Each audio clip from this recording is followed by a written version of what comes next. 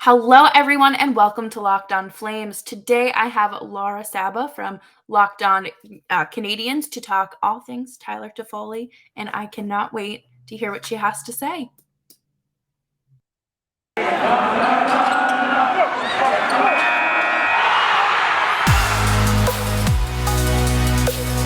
You're Locked On Flames, your daily podcast on the Calgary Flames. Part of the Locked On Podcast Network, your team every day.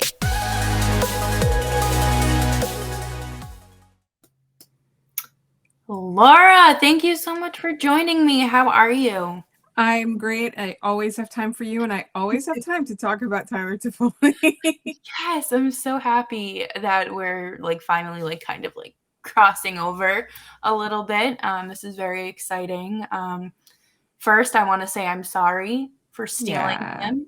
But what can you tell us about, I guess his nickname's Teapot. Teapot, top titty. I'll let Sarah Vampato come on and talk. She's also a big fan. She's more than happy to gush about him. Here's what it is that we knew that there's a rebuild going on. We knew that we were going to lose some players. We knew that there was a possibility that we were going to lose some players that we like as well. What we didn't expect was Toffoli, because he's got such an efficient contract, right? He scores a lot of goals. He plays all positions, and he's under contract for 2+ more years. So it's the rest of the season plus 2 years at $425 a year, which is phenomenal. And so what does he do? He can play on your first line. He can play on your second line. He can play the penalty kill. He can play the power play. He can play on both sides, on both wings. So you've got a really versatile player. So, I think with Tyler Toffoli, you're not just getting that, though. It looks like somebody who's had success with Daryl Sutter before. I couldn't help but notice that all the Calgary Flames players on social media were so excited to welcome him. I feel like Calgary truly believes that this is a key piece for their success, and it's fair. It's fair to say that, because he can be slotted into so many different positions. It might mean that they might have to say bye to somebody in the offseason, given that they're adding 4.5 or 4.25 million to their cap for the next 2 years. There's gonna have to be some math. But, the fan base in Montreal is sad to lose him for a reason. He's a great team guy. He's been instrumental with Cole Caulfield integrating into the team. He's been a big brother type to Jake Evans. Jake Evans has really taken a step forward this season. And it is and he was always headed towards, this intensity that he plays with. But a big part of it is Tyler Toffoli's mentorship, and Nick Suzuki as well. The younger players are definitely sad to see him go. Kat Toffoli also she's somebody who works for the Canadiens once described it to me as she's somebody who gets being part of the Montreal community, gets being part of this hockey team. So she would get involved in the Twitch streams. She would get involved. She would tweet from the games. She was very much, she had a public persona in support of her husband. And on that run that they had last season, and an important thing is Tyler Toffoli did score the series winning goal against Winnipeg.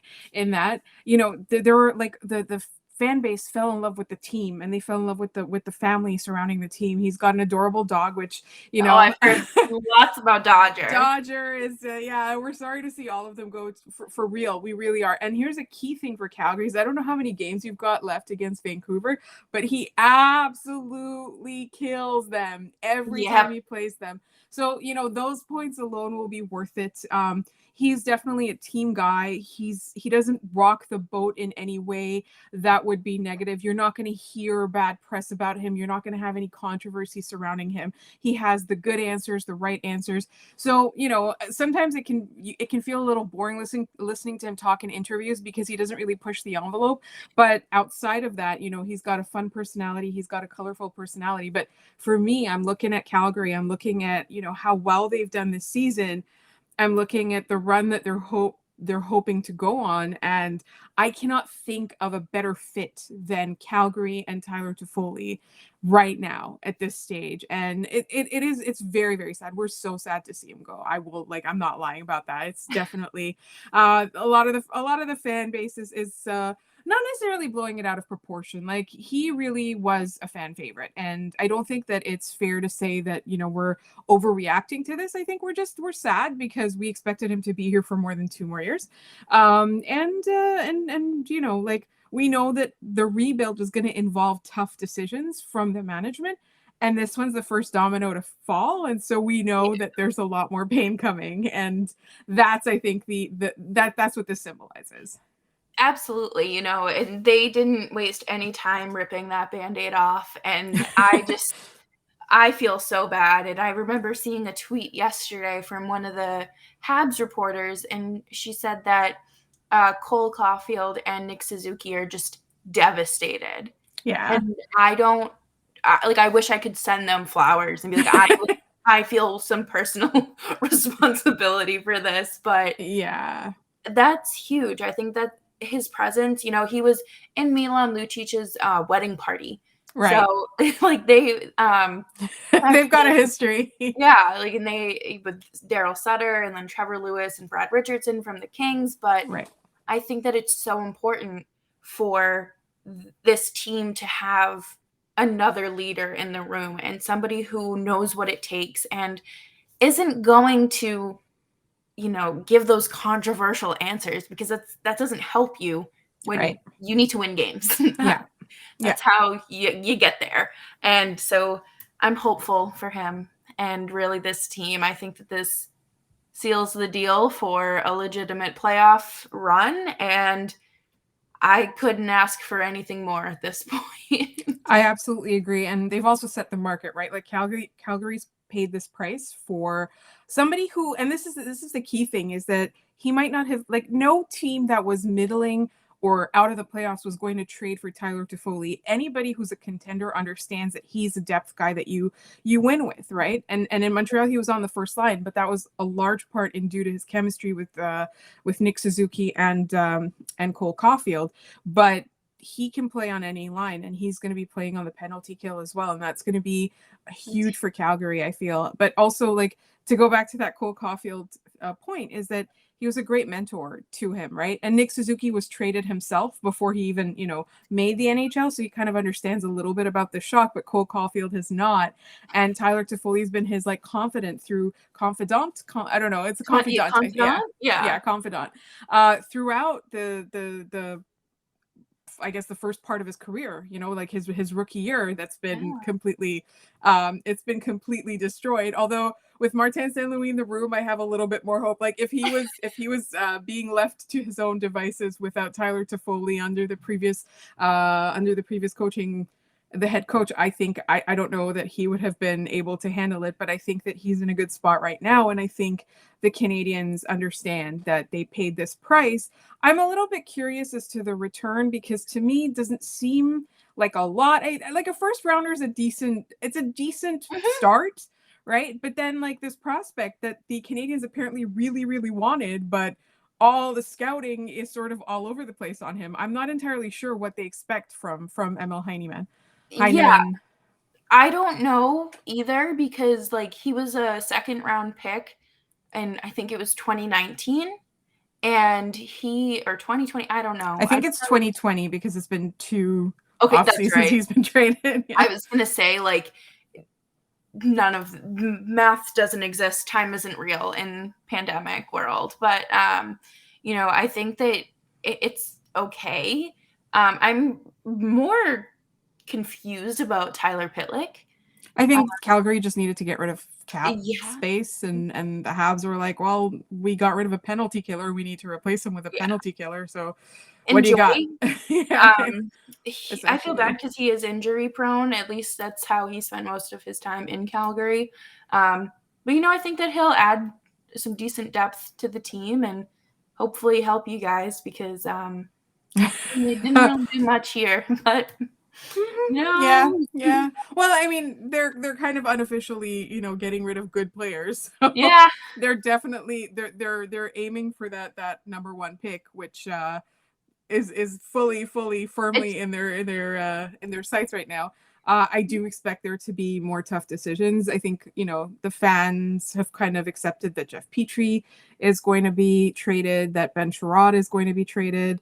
So, we're expecting this, but I think what we thought was that they would keep Tyler Toffoli around as a leader for that transition, but transition and rebuild are two completely different things. Yeah. I think, like you said, this is the first domino, and I think that I thought, anyways, the first domino to fall was Mark Giordano leaving. I thought that was going to be, end all be all here, but I don't know what happened. I'm not going to question it, but is there anything else you want to add about Top Titty Toffoli? Just, you're going to love him. Honestly, you're going to love him. And if he isn't playing well, it's usually due to playing through injury, which is a whole other rant that we'll go through another time, like hockey players playing through injury. But we could have a whole series on that, because I've so anytime you see he's not producing, it's definitely through injury, especially with this team that he's joined and that coach that he's joined. You'll know, he's definitely reliable and consistent unless he's injured. Well, that's a good note to end on, and he makes his debut in about an hour, so I'm excited for that. And thank you so much for joining me. Where can we find you on Twitter? I'm at The Active Stick. Our show is at LO_Canadiens. You can find Locked On Canadiens wherever you get this podcast. Thank you so much, Laura, and we'll chat soon. Yes, for sure. Thank you so much for having me on. Of course. Bye. Bye. So that was Laura from Locked On Canadiens. I'm so thankful that she joined me today. Before we jump into our preview of the Columbus Blue Jackets game, I figured we could take some time to talk about Primal Origin Oils. Do you have a beard? Then you got to get Primal. If you or someone you care about has a beard, it's time. It is time to get Primal. Maybe you're the guy that's never used products or never really considered adding a product. But now it's time, new year, new you. Stop the itch and make your beard look healthy and groomed with Primal Origin Oils. They make balms, oils, and whipped butter that are renowned as the best feel in beard products available. All the products are fair trade certified and handcrafted in the United States, and they have fantastic combo kits that make for great Father's Day, Easter, what else is graduation, if you're shopping for someone else, I have received this package, the products rather, the beard oil, and my boyfriend uses it and he loves it. It's become part of his daily routine, and he thinks that his beard is, feels healthier. It looks healthier. It doesn't itch as much. So head on over to primaloriginoils.com to get 20% off of your next order when you use code LOCKEDON. So, Primal Origin Oils challenges you to compare their ingredients and feel in the beard to those other products that you've used. We promise you will see and feel the difference. Remember, the code LOCKEDON gets you 20% off at primaloriginoils.com. So, the last time the Flames and Blue Jackets met, there were some record-breaking franchise moments, and it was quite the game. It was a shutout for Jacob Markstrom. It was a 6-0 win with goals just flying all over the place from Michael Backlund, Andrew Mangiapane, Matthew Tkachuk had 2, Elias Lindholm, and Eric Goodbranson actually scored his first goal of the season that night. So it was a big game. And then they set a new franchise record with 62 shots on goal, which tells you that they can shoot the puck. When they have possession and they're dominant, I think that the team was able to wear Columbus out to the point where they couldn't control it anymore. Calgary just dominated that game. And if I remember correctly, I talked about that with Jay on our crossover episode, and he was like, this team is just, in your face. They're going to be in Columbus's face, and they're not going to be able to handle it well, which is fair. I mean, I would also be scared if 6 feet men on blades were in my face, but different story because I don't play hockey. It was an electric night, and I think that really was a moment for me, like an eye-opening moment, like, okay, maybe this team is legit, because they did have that weird start in January where they did lose a few games. They did lose. I think they were like, I think the score was like those 3 games, it was 19, 6, and 8. And I think the Flames had 2 goals in those games, which is bad. Okay, that's bad. And they've turned a corner. That was their little hump of the season. And tonight, Jacob Markstrom has the night off for the first time in I think like 13, 14 games. Dan Vladar gets the start. Tyler Toffoli makes his debut. And if you listened to that first segment, which obviously you should have, it's a big night there in Calgary for Tyler Toffoli and for this team.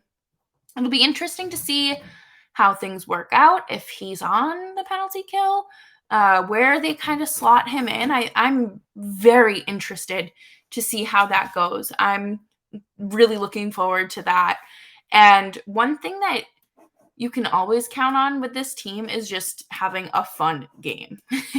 They haven't really gotten to the point where I start questioning them, where like last season, it was like, okay, what are they doing? What is the goal of this season?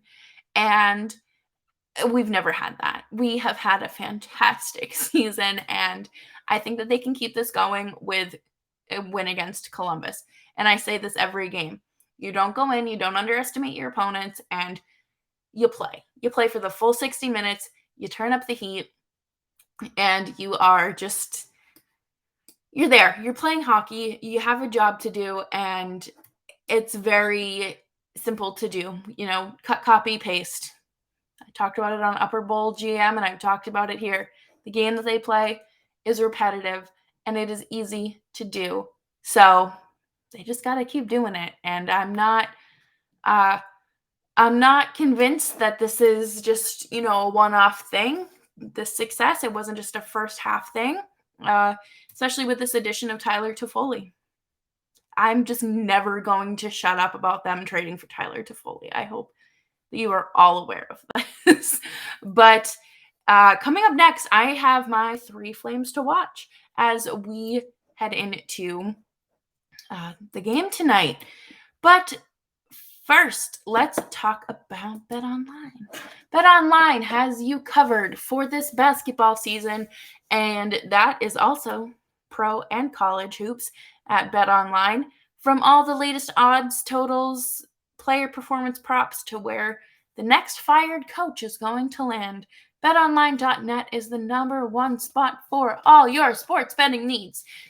BetOnline remains the best spot for you and all of your sports scores, podcasts, and news this season.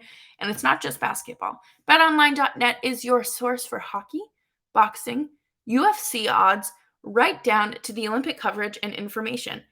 Head to the website today or use your mobile device to learn more about the trends and actions. BetOnline, where the game starts. Okay, so obviously, right off the bat, here, 3 Flames to watch. Tyler Toffoli making his debut tonight against the Columbus Blue Jackets. And someone actually pointed this out. His last game that he played for Montreal was against the Blue Jackets. So I wonder how that's going to work. Has that ever happened before with a player that's been traded? But, it's exciting. I don't think that anybody should be questioning this. I don't think anybody should be doubting this. It is a good, solid trade for the Flames. They've added that depth player. They've added someone who is strong on the penalty kill, who can provide the playoff goal scoring and production. Someone who is looked to as a leader. And, I compared him to a shiny new toy yesterday on the podcast, and I still believe that. Blake Coleman came in as this shiny new toy too, and he's still shining. I don't think that those qualities just like go away when the next guy comes in, but to be able to have a guy in your room who is so highly respected, like Tyler Toffoli, and that comes at the cost of nothing, essentially, for the kind of player he is just unbelievable. I'll tell you right now, I think the two most underpaid players on the team are Toffoli and, oh my gosh, Elias Lindholm. I couldn't. But yeah, right there, I think that they're just. I just have such a good feeling about this, you guys. Like my cheeks genuinely hurt from smiling so much thinking about this kind of success and what it could bring to Calgary and the team, the fans, and it's so exciting. So Tyler Toffoli, all eyes are on him tonight. He knows that. He's not new to this. We'll have to take a peek at the schedule and see when he can crush some Vancouver Hearts next. And we will have Laura and Scott back on from Locked On Canadiens to see what we can watch for against the Canucks. Dan Vladar is getting his first start ever at the Saddledome. Yes, he has not started a single game at the Saddledome this season, which was quite a head scratcher. And he'll be in net tonight. Jacob Markstrom gets the night off, which is great because that poor man needed to rest. I think that he started like 13 games straight. His last game started was I believe that, yeah. No, he last played on February 1st against Dallas, and then his last start was against Carolina, and then Tampa Bay, and then San Jose, and then Anaheim. He has 2 losses in there. But yeah, so his last official start comes over a month ago. He hasn't started since January 7th, which is a very long time to go without seeing game action. And obviously, he came in against Dallas because Sutter wanted to send a message. Allowing 3 goals and 23 shots was not acceptable. So he said, Markstrom, you're out. Vladar, you're in. And I think that there is enough trust in the goaltending, in the tandem, and within Sutter to, not overthink this. And, you have 2 goalies for a reason. It's not a big deal that Markstrom has a night off. It's against, a less competitive team. So why give him a night off, when you're playing a division or conference opponent when you can just give it to him off now and on a random Tuesday game in February against the Blue Jackets. So his season stats right now are, let's see. Sorry, okay. So he has a 9.911 save percentage in 10 games. His GAA, goals against average, right now is a 2.64, which is a little high. You really don't like to see that. But he also has 2 shutouts on the season. And that's impressive because, the Flames are pretty good at shutting out their teams, which goes, again, to speak to their whole defense and goaltending and those two-way forwards that will shut you down. And speaking of two-way forwards, Mikael Backlund is my third star to watch tonight, mainly because I have a feeling that Toffoli might be on his wing, and I think it's going to be different from what we've seen with, Mangiapane and Coleman on his wings, but not in the sense that you're getting like an entirely different player. As Laura said at the start of the show, Toffoli can play on either wings, great on the penalty kill, and he plays a 200-foot game. But it's not like the main focus of his game, which I think is important because the Flames don't need to be oversaturated in two-way forwards. So, I think it'll be interesting to see how this is assuming they play on the same line together, but it's interesting to see. It'll be interesting to see how that kind of shapes up and how the chemistry is. Obviously it's the first game. He's had one practice.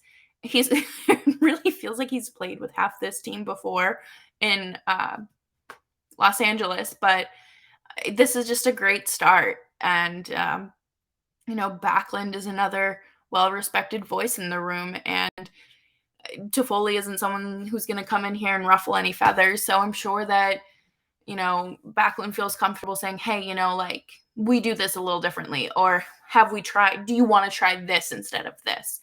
Obviously with Daryl Sutter's approval and whatnot, but I think that it's going to be just a fantastic game tonight. I think that really just going from here on out, it's going to be so much fun. It's going to be some of the most exhilarating times in Calgary Flames hockey in recent years. They have so much to look forward to, and I don't think that anyone should be counting this team out. I think it's time. I think it's time that we officially buy into what they're selling us. It's time. It is time. So thank you all so much for tuning in to Locked On Flames today. As always, I'm your host, Jess Belmosto. Thank you so much for listening to today's episode of Locked On Flames, which you can get on any of your podcast platforms, including Spotify, Apple Music, Odyssey, you name it, and of course YouTube as well. So thank you so much, and I will be back tomorrow with a crossover with Anaheim Ducks host JD Hernandez. Bye-bye.